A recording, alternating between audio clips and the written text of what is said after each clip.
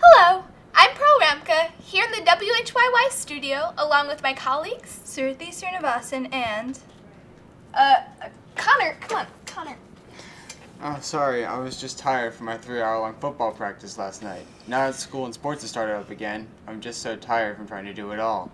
Funny you should mention that, Connor. I think you're not the only teen who's having trouble balancing all their activities. In fact, while you were sleeping, we put together a story about why teens play sports when they already have so much else on their plates. Here's our reporter, Kelsey Fitzpatrick. Hi, I'm Kelsey Fitzpatrick, a WHYY young journalist. Today, the average teenager is faced with the challenge of balancing academics along with the stress of everyday life. In the 2013-2014 school year, 7.8 million boys and girls participated in high school sports. This was an increase of over 82,000 students from the previous year. With so much else on teens' plates, one can imagine that playing sports would add to already high stress levels. So why do teens still play sports? I think it's good to have an after-school activity. I think it keeps you busy, and it also makes you have like a time crunch in the end of the day, which makes you focus on your homework. I started volleyball in 6th grade because I'm Brazilian, and every Brazilian when they're on the beach is playing volleyball or beach soccer. So volleyball was something to pick up and do as an activity after school. Sports are just an extraordinary outlet for kids, especially if they love the sport. Sports are a vehicle to really learn about embracing failure, learning from mistakes. Most people in general like to belong to groups, and athletics is a great way that you don't have to know anybody and you can join. You're part of the group already. While these are all great reasons for teens to play sports, the reality often is that these added activities negatively contribute to student stress levels as they try to balance their time between school and sports. Sometimes you get into the battle between school and sports, and like when do you have to sacrifice one for the other? Your coaches on one end are telling you you have to commit yourself to the sport and you have to like spend all your time at the river, and like do you really want to be studying or do you want to be at the river? And then your school teachers are telling you you have to do well on the exam, so it's kind of like, when can you get that good balance? I know sometimes I'm freaking out because I have my sport after school till 4 or 6 o'clock even. They become so stressed about being perfect.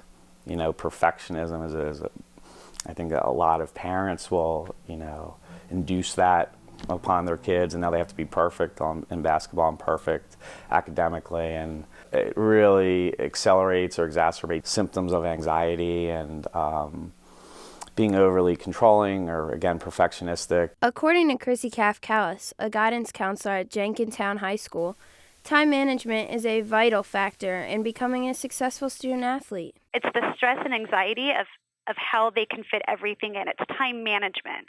And I find that sometimes time management for the students that have a hard time keeping things organized, that's usually when they come to me upset or with a lot of anxiety. Teens may also experience pressure from their parents to participate in sports. I'll be working with a 15-year-old, for example, who's having trouble sleeping or has a lot of anxiety. He'll say to me in the session, well, yeah, and I have to go to soccer.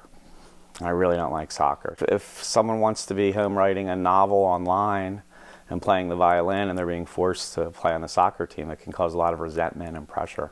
My parents are the ones that are mostly the driving factor because they want me to become more competitive. My dad is a really big soccer guy, so he's always kind of pushed me into soccer, and sometimes it's felt like a lot. Coaches can also contribute to high stress levels that some student athletes experience. And there are some coaches out there, I call them one-channel televisions, where it's the one critical channel all the time, and it doesn't even occur to them that they are making the team perform poorly.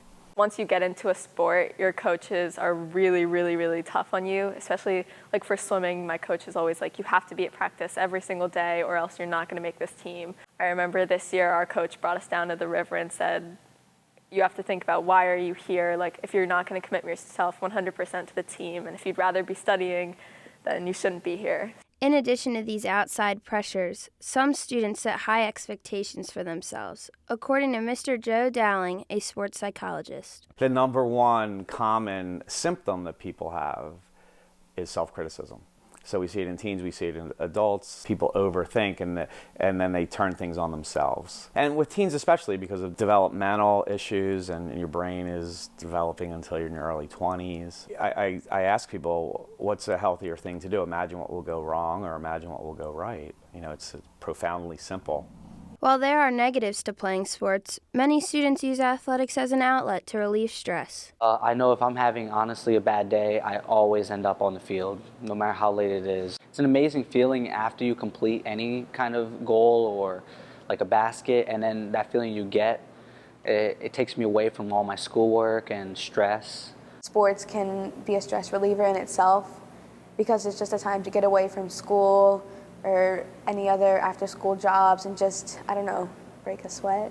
Like any other activity, athletics can be incredibly rewarding to teens on a deep level if it's something they truly love. I do think playing sports is worth it. I think you're going to make lifelong friends. You're going to stay active. It really helps you time manage. That's the biggest thing for me. If you play the guitar or you're a great pitcher, I think it's the same thing. It's what you love. Even with all the pressures presented to teens today and in the future, as long as passion exists, students will continue to play sports. I'm Kelsey Fitzpatrick with WHYY Young Journalist.